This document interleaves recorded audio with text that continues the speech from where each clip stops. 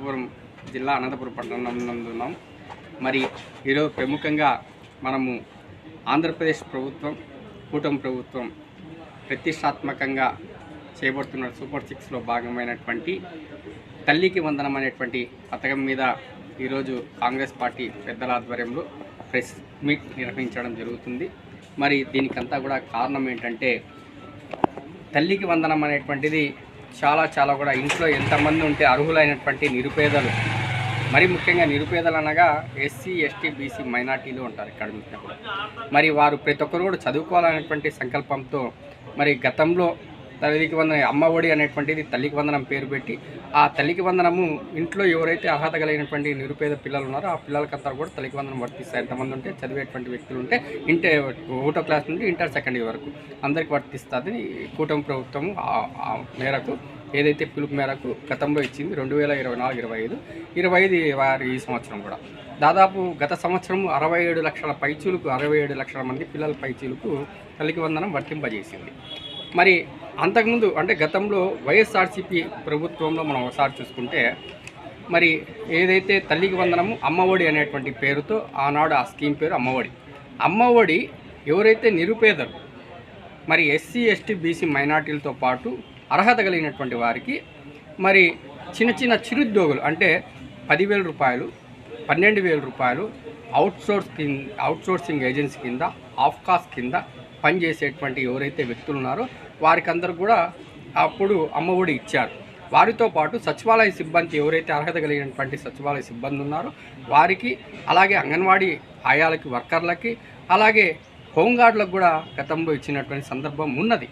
కానీ కూటమి ప్రభుత్వం ప్రతి ఒక్కరికి మేము తల్లికి వందనం ఇస్తామని మాట చెప్పి గతంలో మనము ఒకసారి చూసుకుంటే లాస్ట్ సంవత్సరము నేను ఒక తండ్రిగా నాకు 3 పిల్లలు.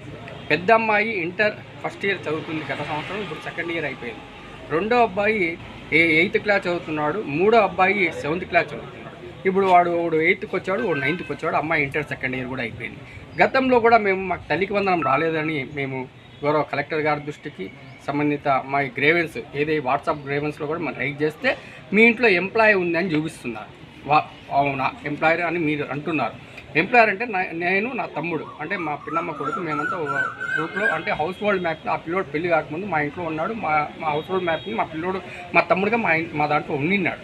ఆ పిల్లోడికి పెళ్ళి అయిపోయింది. ఆ పిల్లోడు జీవనం అనంతపురం పట్టణంలో నివసిస్తున్నాడు. వాళ్ళ భార్య చిరు ఉద్యోగి 12,000 రూపాయలకి ఆఫ్ కాస్ట్ కింద ఒక జాబ్ చేస్తుంది అమ్మాయి.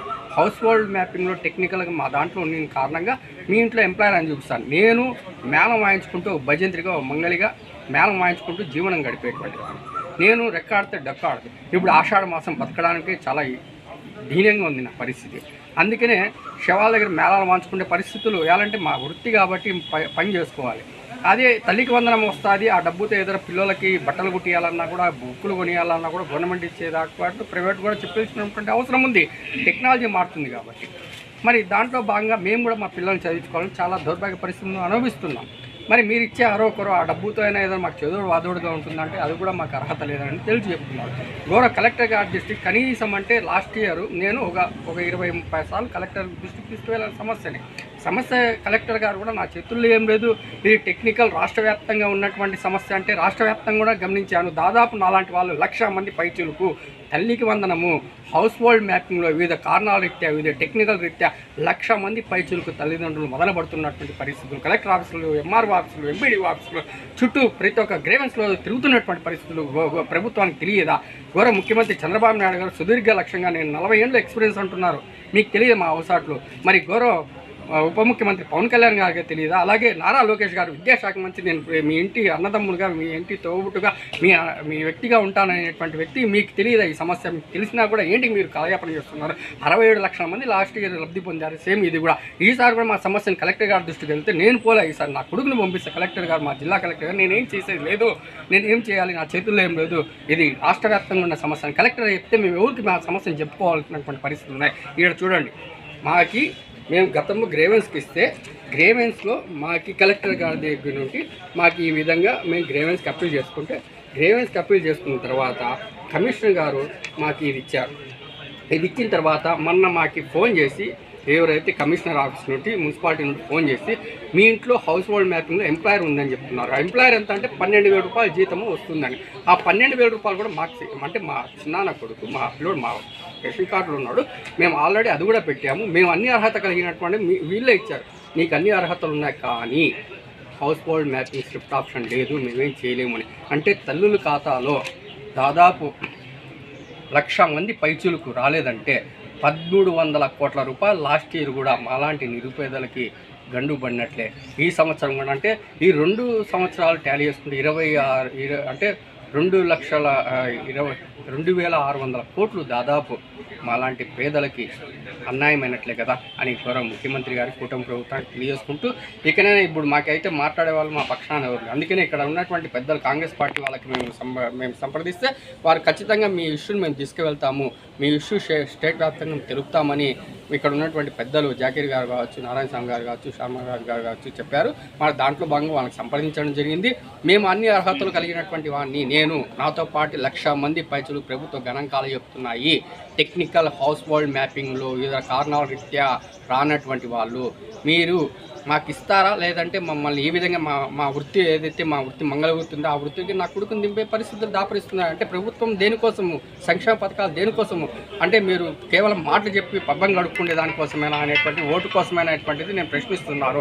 ఒక తండ్రిగా మీరు కానీ మాకు వేయకపోతే మా కులవృత్తి మా పిల్లల్ని తిప్పి మీరు అద్దలు మాకు మోసం చేస్తున్నారు అనేటువంటి భ్రమలో మేము బ్రతకాల్సినటువంటి అవసరం వస్తుందని తెలియజేస్తూ ఖచ్చితంగా మాకు తల్లికి వందనం వర్తింప చేయాలని గౌరవ ముఖ్యమంత్రి కూటమి ప్రభుత్వానికి తెలియజేస్తున్నాను. మిత్రులకు నమస్తే. నేను కాంగ్రెస్ పార్టీ రాష్ట్ర వర్కింగ్ కమిటీ ప్రెసిడెంట్గా మైనార్టీ సెల్ మాట్లాడుతున్నాను. రేపు ఏదైతే కూటమి ప్రభుత్వం ప్రతిష్టాత్మకంగా తల్లికి వందనం అనేటటువంటి కార్యక్రమాన్ని 10,120 కోట్లతో విడుదల చేస్తుంది. ఈ యొక్క పథకం అనేటటువంటిది అందరికీ అందుతుందా? మీ పిల్లలకు అందుతుందా?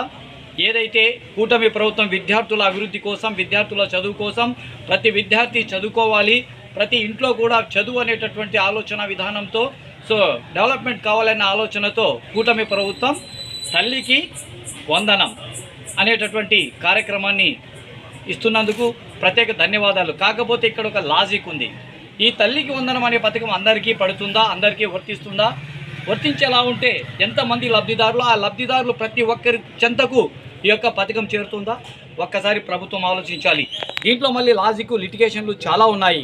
ఈ తల్లికి వందనం అనేటటువంటి దాంట్లో మ్యాపింగ్ జరిగింది, విచారణ చేశారు. ఎవరైతే ఎంప్లాయీస్ ఉంటారో, ఎవరైతే కేవలం ఏమయ్యా ముఖ్యమంత్రి గారు 12,000 జీతగాడు తల్లికి వందనం పథకాన్ని వాని కుమారుల అర్హత లేదా? ఏం మాట్లాడుతున్నారు మీరు? అదేవిధంగా గతంలో అమ్మఒడి పేరుతో జగన్ గారు జెడ్పీటీసీ, ఎంపీటీసీ, వివిధ రకాలైనటువంటి అవుట్సోర్సింగ్ ఉద్యోగులు, అదేవిధంగా అంగన్వాడీ టీచర్లకు అయితేనేమి, అదేవిధంగా సచివాలయంలో పనిచేసే ప్రతి ఒక్కరికి ఈ యొక్క పథకాన్ని వర్తింపజేసి అందరికీ అకౌంట్లో డబ్బులు వేశాడు. మరి మీరు గత సంవత్సరం అంటే 2025వ సంవత్సరంన 67,47,47,000 విద్యార్థులకి ఈ పథకాన్ని ఇచ్చారు. ఇప్పుడు ఒక 190 మంది విద్యార్థులను పెంచారు. కాకపోతే మీరేమన్నారు? ప్రతి ఒక్క విద్యార్థికి కాక ఇంట్లో ఎంతమంది ఉంటే అంతమందికి కూడా ఈ యొక్క తల్లికి వందనం పథకాన్ని చేరుస్తాను అని చెప్పారు. కానీ సర్వే దగ్గరకు వస్తానే మీరు కొన్ని చోట్ల ఇప్పుడు హరిప్రసాద్ గారు చెప్పారు, నాకు అన్యాయం జరిగింది గత సంవత్సరం, మరీ అదే విధంగా ఇప్పుడు మాట్లాడుతున్నారు అంటున్నారు. మరి ఇలాంటి వారు దాదాపు 1,00,000 మంది ఉన్నారు. మీరు కేటాయించిన బడ్జెట్ ఎంత? అందరికీ చేరుతుందా? ఇటువంటి వారు అంటే ఎవరైతే ఇంట్లో హౌస్ మ్యాపింగ్ జరిగినప్పుడు మీరు విచారణకు వెళ్ళినప్పుడు అక్కడ ఒక చిన్న ఉద్యోగి ఉన్నా కూడా ఆ యొక్క అన్నదమ్ములు ఉంటారు, కలిసిమెలిసి ఉంటారు. వాళ్ళలో ఎవరో ఒకరు అన్న తమ్ముడో ఎవడో ఒకరు చిన్న ఉద్యోగి ఉంటాడు. అతను ఉన్నంత మాత్రాన ఇంట్లో ఉన్న వేరే అన్నదమ్ముల పిల్లలకు ఈ పథకం వర్తించదు అంటే ఇది ఎంతవరకు న్యాయం? మీరే చెప్పండి. ఒక్కసారి ఆలోచించండి. ఇటువంటి కుటుంబాలు దాదాపు గతంలో 2025లో 1,00,000 మందిని తొలగించారు. ఆ విధంగా అనర్హులుగా ప్రకటించారు. అదేవిధంగా వివిధ టెక్నికల్ కారణాల వల్ల మరో 1,00,000 మందిని తొలగించారు. మరి మీరు బడ్జెట్లో చూసి అందరికీ ఇచ్చినట్లు చూపిస్తున్నారు. ఇది ఎంతవరకు సమంజసం? అదేవిధంగా ఈసారి కూడా ఏదైతే 2026 కేటాయించినటువంటి బడ్జెట్, సేమ్ బడ్జెట్ కేటాయించారు. ఆ బడ్జెట్ కేటాయించారు. కాకపోతే సో లబ్ధిదారులు 47,000 మందిని పెంచారు. మరి మీరు అందరికీ ఇస్తామంటున్నారు, ఇది అందరి దాకా చేరుతుందా? దాదాపు మీ లెక్కాచారం ప్రకారం గత 2026-25 కంపేర్ చేస్తే 26వ తేదీ కేటాయించిన బడ్జెట్ సేమ్గా ఉంది. అదేవిధంగా సో లబ్ధిదారులు మాత్రం 47,000 మంది పెరిగారు. కానీ దాంట్లో మళ్ళీ టెక్నికల్ ప్రాబ్లమ్స్తో 1,00,000 మందిని తీసేస్తున్నారు. చిన్నపాటి ఉద్యోగులు అని చెప్పి దాదాపు 12,000 అంటే 12,000 ఉద్యోగం సంపాదించే వ్యక్తికి అర్హత ఎందుకు మీరు లాగేస్తున్నారు? వాళ్ళ పిల్లలకు రాకుండా ఈ యొక్క పథకాన్ని అర్థం కావడం లేదు. దయచేసి ఒక్కసారి ఆలోచించండి. ఆంధ్రప్రదేశ్ మైనార్టీ సో డిపార్ట్మెంట్ నుంచి నేను మాట్లాడుతున్నాను. మీరు ఈ యొక్క పథకం అందరికీ వర్తించేలా చేయాలి. గతంలో జగన్ గారు ఉన్నప్పుడు ఏం చేశారు? సో ఈ పథకాన్ని అందరికీ వర్తింపజేశారు. ఖచ్చితంగా చిన్నపాటి ఉద్యోగస్తులందరికీ చివరికి సో పోలీస్ డిపార్ట్మెంట్లో పనిచేసేటటువంటి సెక్యూరిటీ గార్డ్స్కు తర్వాత హోంగార్డులకు కూడా కేటాయించడం జరిగింది. వారికి 20,000 దాకా శాలరీస్ వస్తున్నా కానీ వాళ్ళకి కేటాయించడం జరిగింది. ఈసారి మీరు ఆ విధంగా చేయడం లేదు. ఇది పద్ధతి కాదు. దయచేసి మేము కోరేది ఒకటే, లబ్ధిదారులు వాళ్ళంతా లబ్ధిదారులే. 12,000 లోపల జీతం వచ్చే వాళ్లకు మీరు అమ్మఒడి చెల్లదనడం చాలా బాధాకరమైనటువంటి విషయం. దయచేసి మీ కూటమి ప్రభుత్వానికి కోరేది ఒకటే కాంగ్రెస్ పార్టీ తరఫున. అదేవిధంగా మీరు ఖచ్చితంగా ప్రతి ఒక్కరికి అమ్మఒడి చేరాలి.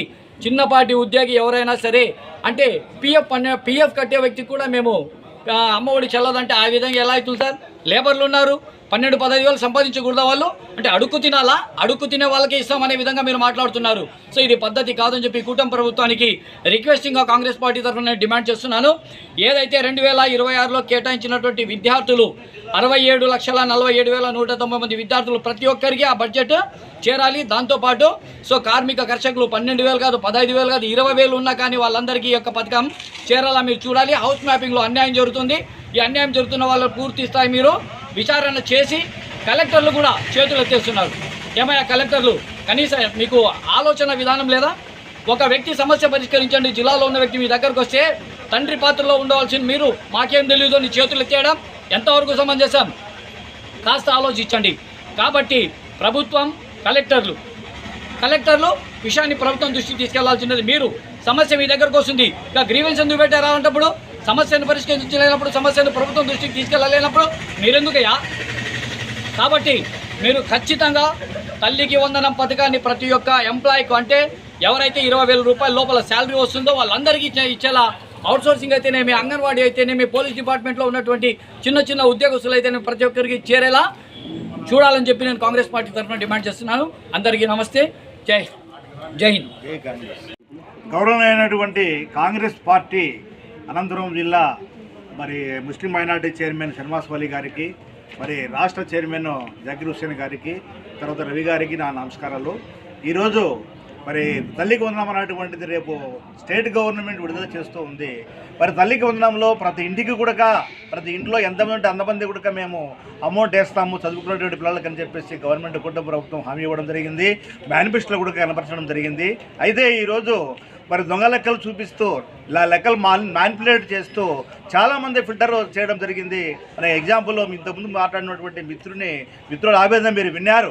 ఈ మిత్రుడు మరి మామూలుగా మంగళ పని చేసుకుంటూ అంటున్నాడు ఆయన ఆవేదన, నాకు పిల్లలకు ఈ స్కాలర్షిప్ రాకపోతే నేను నా పనికి వెళ్ళిపోతుందని చెప్పేసి. అయితే కులవృత్తులు అన్నటువంటివి ఉండకూడదు, పిల్లలు కూడా బాగా చదువుకున్నటువంటి ఉద్దేశంతో మనం గవర్నమెంట్ ఇవన్నీ చెప్తూనే ఉంది కాకమ్మ కథలో. అయితే ఇవన్నీ కూడా నీరు కారుస్తున్నారు.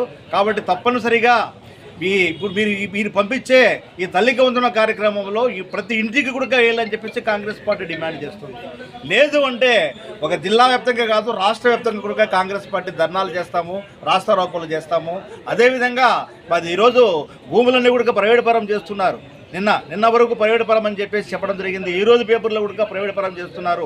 భూ రిజిస్ట్రేషన్లు బ్రిటిష్ వాణి కాలం నుంచి భూ రిజిస్ట్రేషన్లు ఉంటాయి గవర్నమెంట్ హ్యాండ్ఓవర్లోనే, అది కూడా మీరు తప్పుకోవాలని చెప్పేసి గవర్నమెంటే రిజిస్టర్ చేయాలని చెప్పేసి కోరుతున్నాను. సరిలో కూడా ఇప్పటి వరకు సరిలో చాలామంది ఓట్లు తీసేశారు.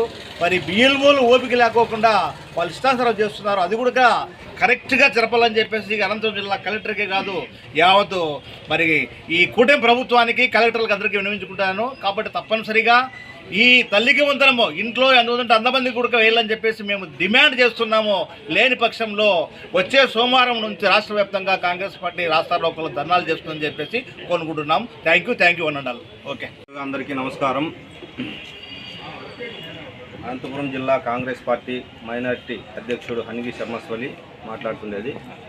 ముందుగా తల్లికి వందనం పథకం పెట్టారు, బాగుంది. కానీ గౌరవనీయుల చంద్రబాబు నాయుడు గారికి ఒకటే కోరుకుంటున్నాను, ఈరోజు తల్లికి వందనం అనే ప్రతి ఒక్కరికి చెందాలి. ఎందుకంటే ఈ చాలామంది బీదవాళ్ళు ఉన్నారు, అలాంటిది అర్హత లేదని చెప్పేసి చిన్న ఉద్యోగం 10,000 రూపాయలు ఉద్యోగం చేసుకునే వాళ్ళకి మేము ఇవ్వమంటే ఎలా? గౌరవనీయులు గారు చంద్రబాబు నాయుడు గారికి ఒకటే కోరుకుంటున్నాం సార్, ఈ జిల్లాలో చాలామంది బీదవాళ్ళు ఉన్నారు కాబట్టి ప్రతి ఒక్కరికి తల్లికి వందనం వచ్చేటట్లు చూడండి, అదే కోరుకుంటున్నాం. కాంగ్రెస్ పార్టీ తరఫు నుంచి మేము అదే కోరుకుంటున్నాం. జై కాంగ్రెస్, జై జై కాంగ్రెస్.